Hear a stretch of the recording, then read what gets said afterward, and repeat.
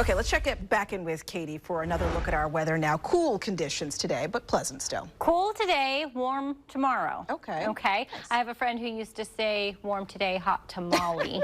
I think that's how cool today, hot tamale. That's what he would say. I might use it. So we're not exactly going to be hot tomorrow. It's just definitely going to be on the warmer side. That's the direction that we're headed, is the clouds clearing out. We really don't have any cool air coming in or hot air coming in. It's just going to be mild for the next few days. So even though we're going to be warmer than today, things are still going to be below average. So here's what's ahead. It's very nice early fall weather the next 7 days. We're going to have a mix of sun and clouds and a little warmer temperatures than what we've had today.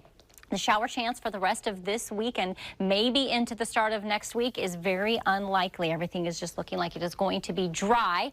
And that hot weather that we were talking about, not expecting anything really to be above the upper 70s to low 80s the next 7 days. We're keeping an eye on that. It just gets harder to do that as we get going into the month. And here's where you see that. So the high temperature on the 1st is 80, and then the low is at 72.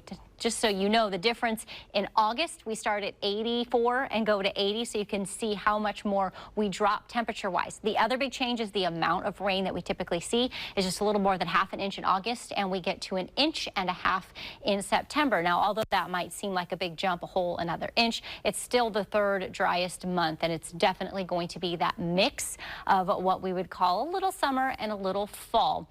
As far as the frequency of rain, you can see we're starting to climb, and we just passed, obviously, the driest part of the year, getting closer to more of the wet season, which starts a little closer to October.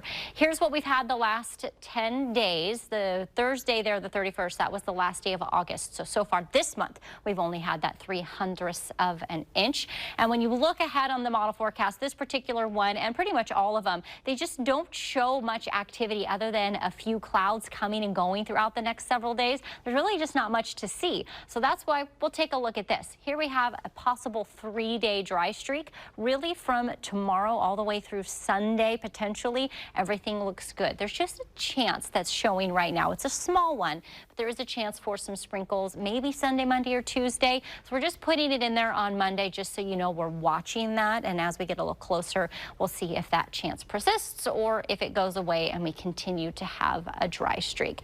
Now, the precipitation outlook, even though we have it at the dry part right now, it is possible that we will be, and most likely, above normal. You can see where we have those dry spots there moving through, and that all the way goes through about the middle of the month.